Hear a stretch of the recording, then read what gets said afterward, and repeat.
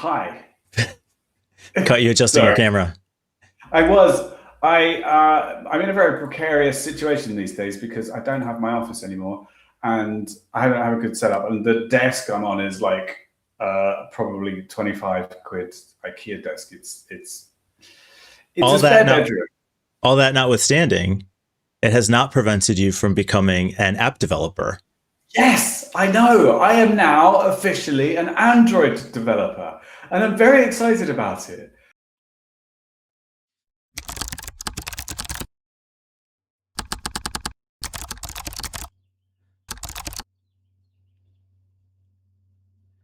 All right, continue your story. Right. So I'm genuinely excited about this. Like there's a guy I'm working with, and he said to me, he did some stuff that on a project we're doing, and he said, "Oh, just," and he wrote it. It was written in Go, and I said, "Look, I don't know how to write Go. Can we do it in PHP?" And he said, "No, no, no, no, man. It doesn't matter what language is it. Just install Codex, just point it at the source directory, and just tell it what you want." And I was like, "Oh, I don't know. I was a developer for a long time. I'd like to know what's going on there." And yeah, and anyway, that was a while ago now because I'm fully aboard the AI coding train.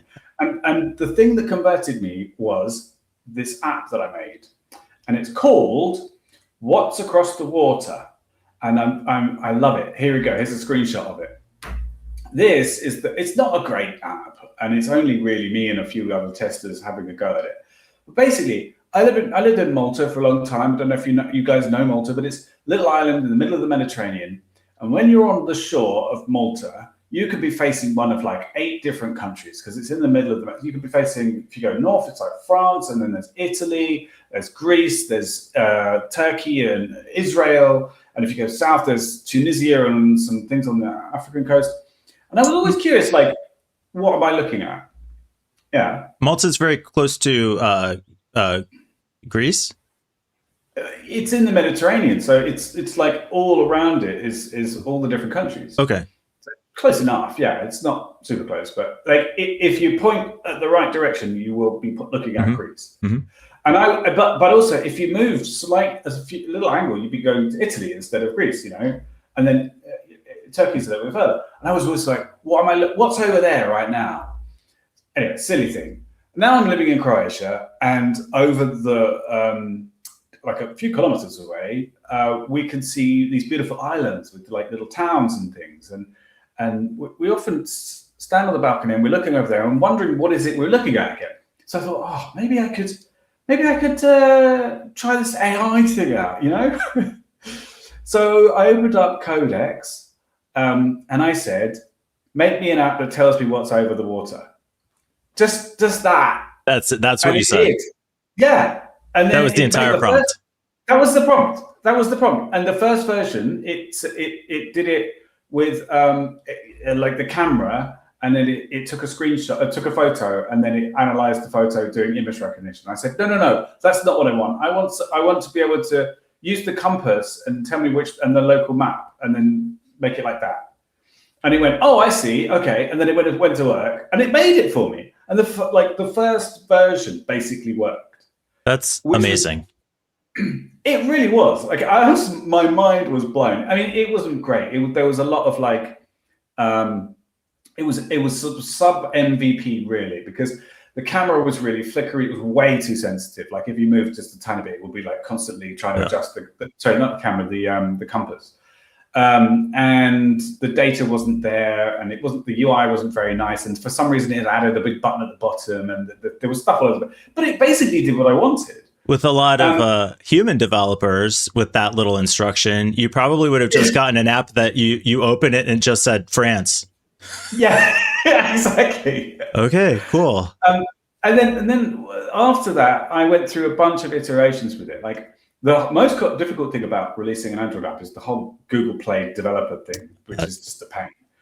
And the release tracks and close testing and all that shit. that and Um, listening to the iPhone owners complain about compatibility yeah, yes, yes. One of the most common bits of feedback I got is, "Why isn't it an iPhone app?" Like, because I found fuck another you. app.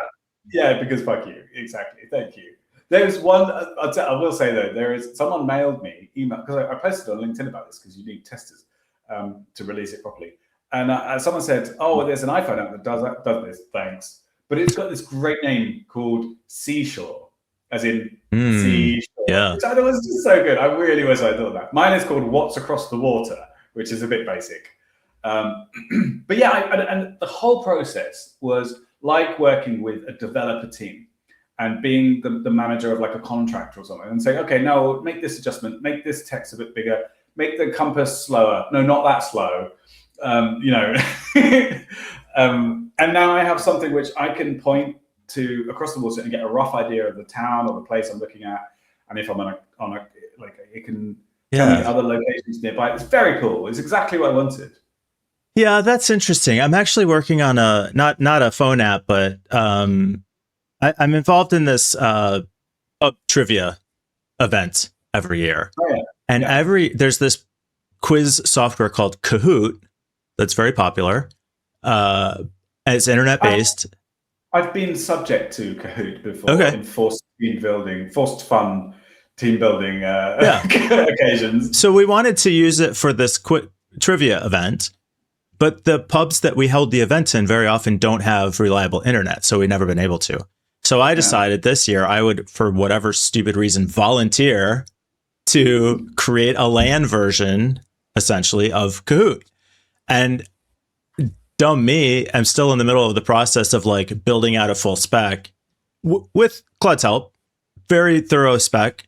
But now I'm thinking maybe I should just have sat down and told Claude, hey, make me a LAN-based knockoff of Kahoot. Honestly, try it. Try it. It was so good, and it really was working with the team of developers. You just tell them what you want, being a dumb manager or client, or whatever. All right, I'm going to try that, and then be pissed that I've now wasted 3 days of spec development. You do have to go through the quality assurance part, but you know. Yeah, you do it live, test it live, man. Test it in production.